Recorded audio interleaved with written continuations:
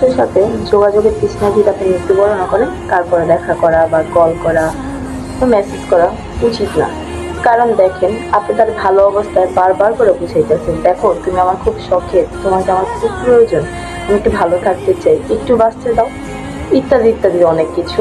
But সময়ের ক্ষেত্রে সে যখন বলবে এমন কি হয়েছে যে তোমার আর আমার সাথে, যে তোমার সাথে শিডিউল করে রোজ রোজ কথা বলতে হবে, কিন্তু তারা কিন্তু আপনি প্রথম অবস্থায় বলছেন যে তুমি খুব শখের আমার, তোমাকে আমার খুব প্রয়োজন। হ্যাঁ, সেই কথাগুলো জানা সত্ত্বেও যখন বলবে কি এমন হয়েছে যে তোমার সাথে আমার রোজ শিডিউল করে কথা বলতে হবে, তাইলে ভাই ওই মানুষের লগে যোগাযোগের তৃষ্ণা মারা গেল।